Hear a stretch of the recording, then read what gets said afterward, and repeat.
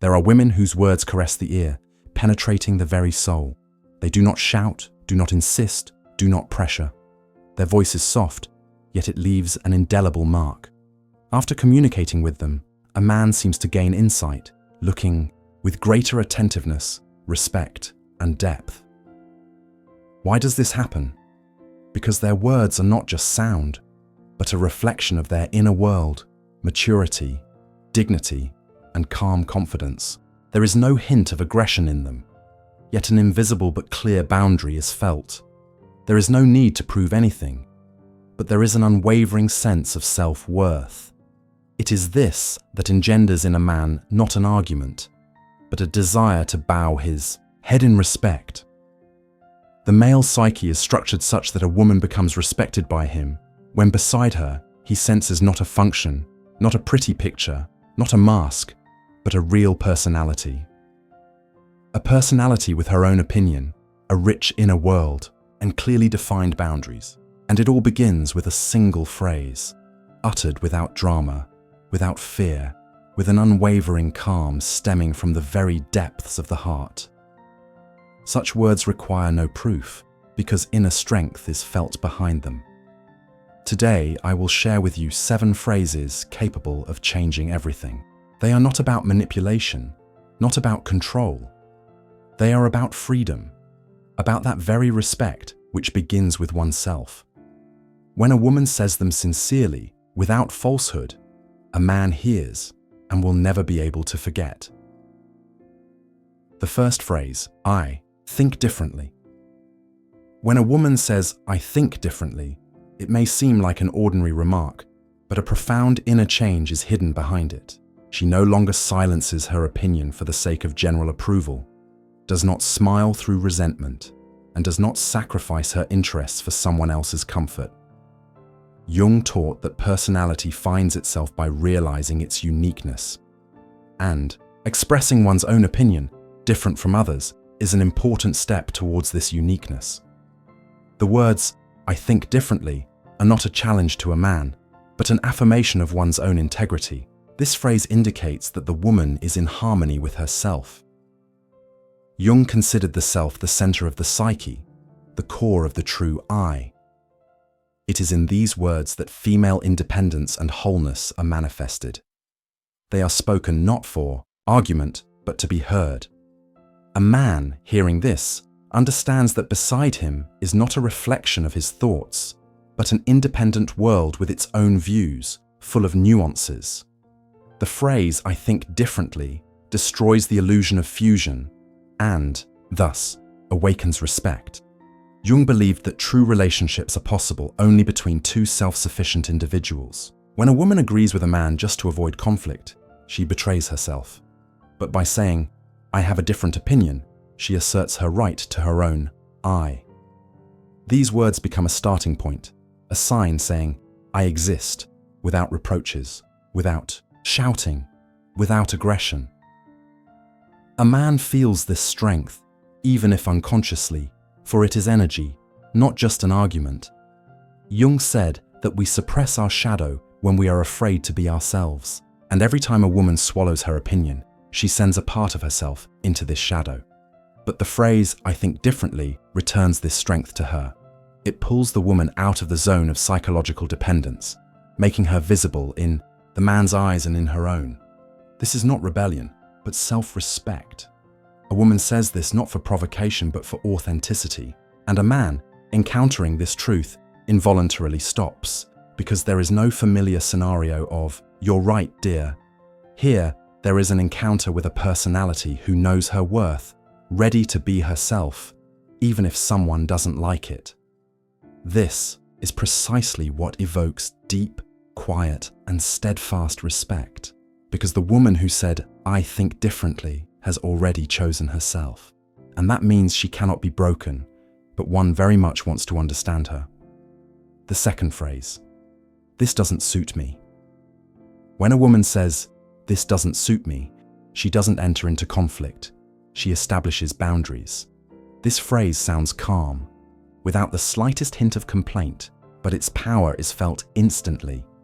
A man feels that before him is a person with an inner core. Jung taught that the path to self-knowledge begins with recognizing what is alien to you. This doesn't suit me. This is not a rejection of the man, it is self-acceptance. A woman who is not afraid to say no becomes respected because she demonstrates, I do not strive to be convenient. I am not willing to adapt at the cost of my own integrity. Jung emphasized that the shadow is fed not only by what we reject in ourselves, but also by what we accept from the outside, even if it harms us. By agreeing to what hurts her, a woman feeds her shadow with submissiveness.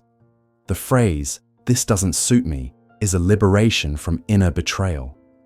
It is a voice saying, I see myself and I choose myself. A man may feel resistance, accuse her of excessive sensitivity or capriciousness, but this is merely a projection of his own shadow, which he does not want to face. Jung wrote that a mature personality is distinguished by taking responsibility for their reactions. A woman who honestly says what doesn't suit her takes this responsibility upon herself. She does not accuse, does not manipulate, does not demand, but states a fact. This is beyond my acceptable limits.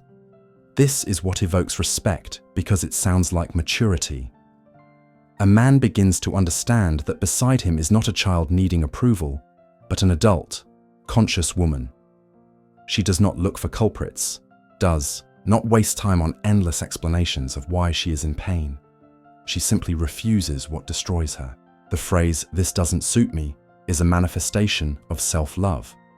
Jung asserted that only by rejecting the false do we approach the genuine. A woman uttering these words does not close the door to the relationship. She opens herself.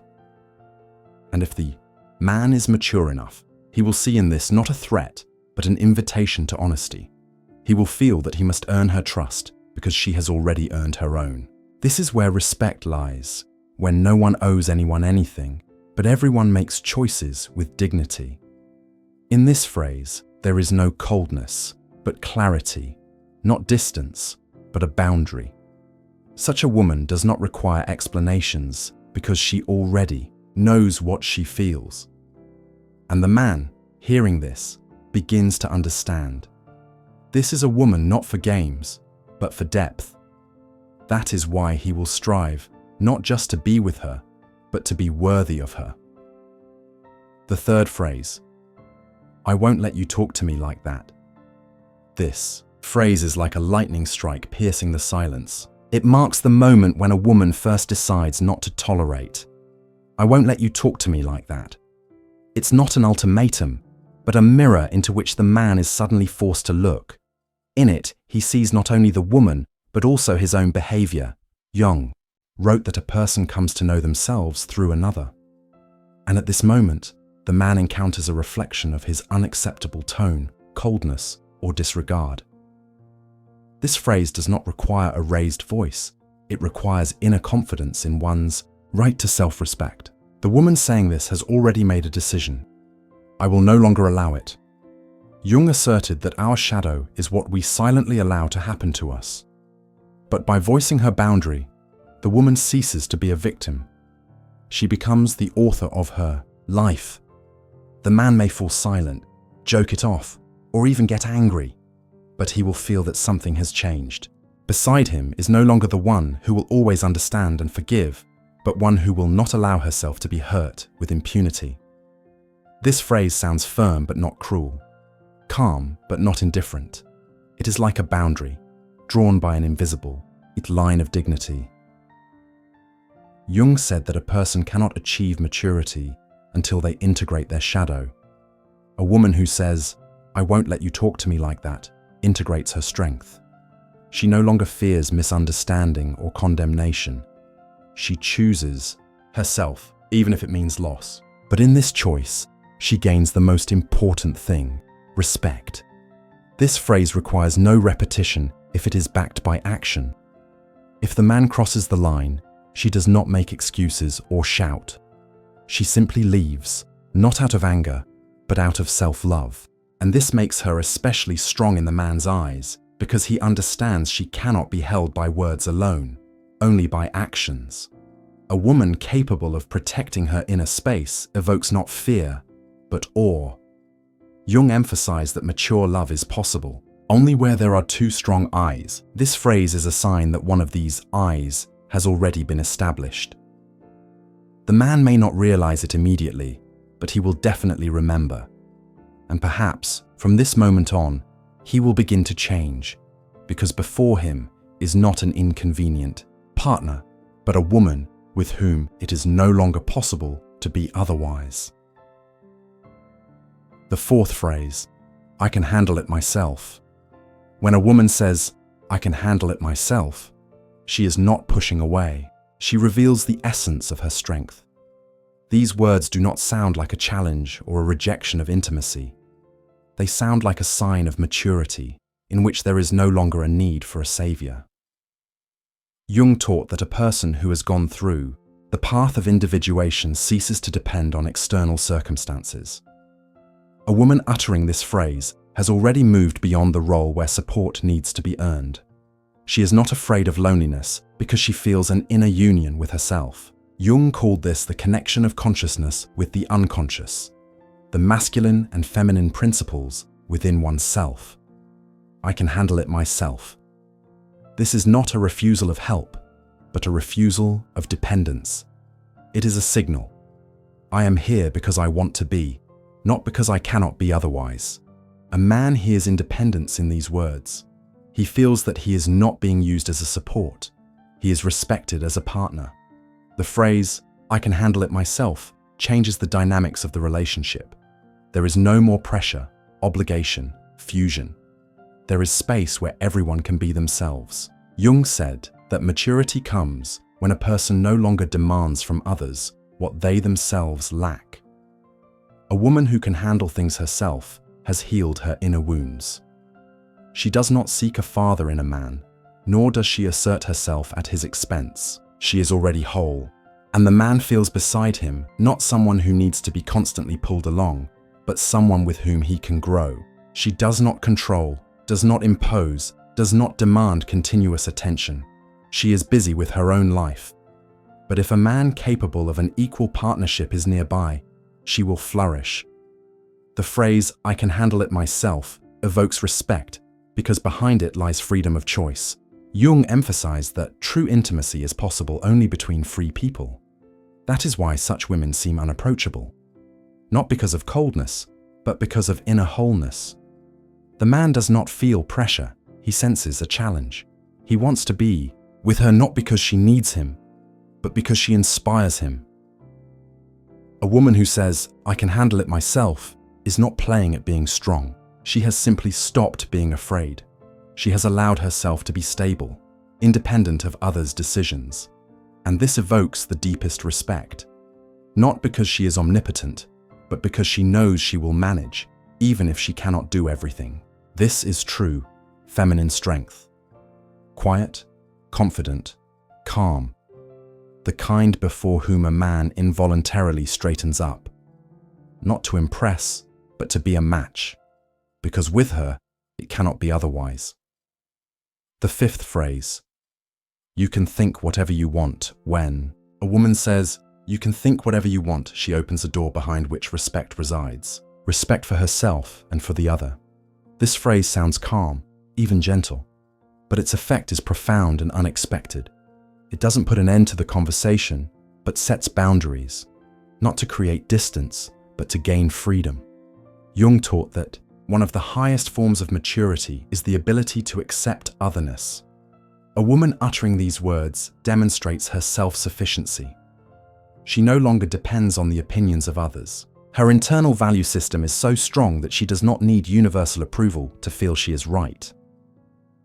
Hearing these words, a man may for the first time encounter a truly free personality. Not one who desperately fights to be right, but one who no longer sees the point in this struggle. The phrase, you can think whatever you want, is a renunciation of control. It is a mature acceptance of reality, in which everyone has the right to their own perspective. Jung wrote that projections arise where a person is unable to recognize the boundaries between their I and another. A woman uttering these words returns the projections. I am me. and you are you. She does not demand that the man think as she does not wait for approval, does not fight for his affection. This is where true self-confidence lies, when you are not afraid of being misunderstood. The man feels this. He suddenly realizes that before him is not someone who needs justifications, but someone free from this need. This freedom is captivating because it holds challenge, depth, and unattainability.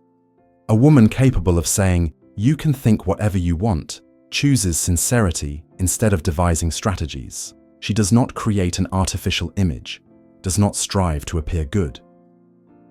Jung called this recognizing the persona, the mask we wear to please others.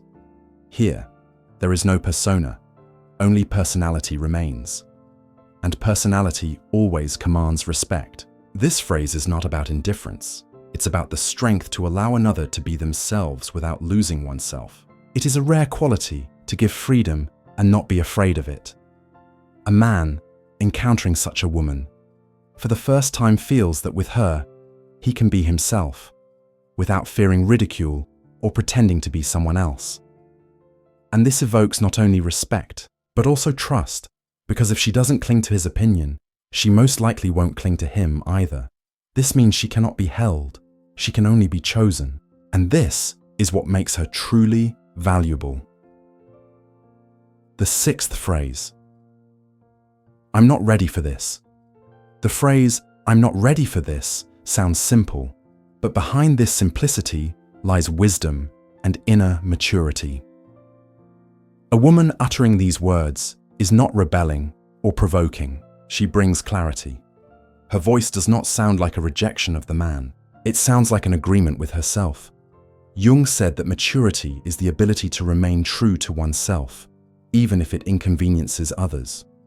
A woman who says, "I'm not ready for this," refuses to act against the dictates of her soul for the sake of someone's expectations.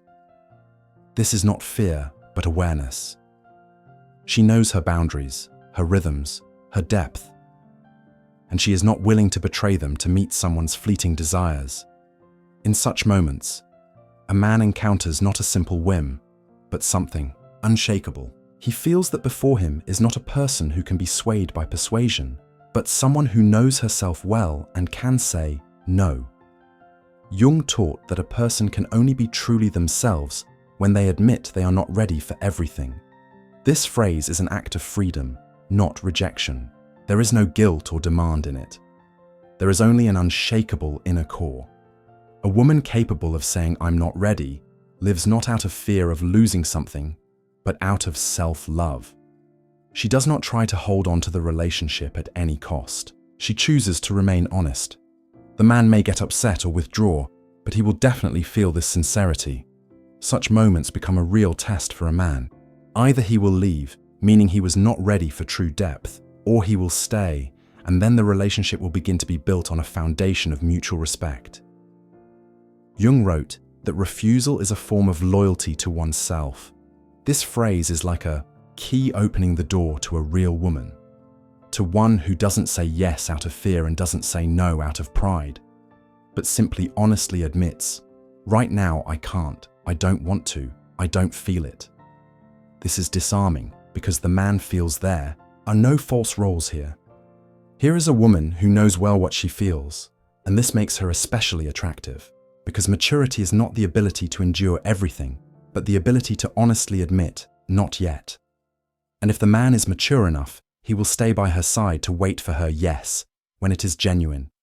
And if he doesn't stay, she won't break, because she already stands on her own feet. The seventh phrase, "I don't feel happy in this." The phrase, "I don't feel happy in this," is one of the most powerful, because it sounds like pure truth without a single reproach. It accuses no one and calls for nothing, but it is impossible not to hear. Jung said that the path to oneself begins with the awareness of one's own feelings. A woman who can say this has already met her truth. She no longer plays the role of being content with life, does not try to look happy for general approval, and does not wear a mask of patience for the sake of preserving some kind of relationship. She voices not a complaint, but her inner reality. Hearing these words, A man encounters a living soul. He doesn't hear, "You are bad." He hears, "It hurts me not to be myself." Jung taught that a person becomes detached from themselves when they stop feeling, and a woman who says, "I don't feel happy," returns to herself. This phrase is an act of profound honesty. It requires courage and maturity and shows that it is no longer possible to live on the surface in the relationship. A man might try to defend himself by saying, "You're too sensitive." But if he is attentive, he will understand that this is not mere emotionality, but maturity. The woman no longer looks for culprits and does not demand immediate changes. She simply states what is. Jung said, "We suffer because we are not living our own lives." And when a woman admits that she is unhappy with what is, she chooses not an external life convenient for others, but an authentic, real one. This phrase can become a turning point in a relationship. It does not destroy, but illuminates. A man capable of hearing it begins to see the woman in a new light, because the ability to feel is not weakness, but a conscious contact with reality. A woman who speaks of her pain becomes alive and real. She does not remain silent, does not endure, does not hide behind masks, but shows where illusion ends and truth begins.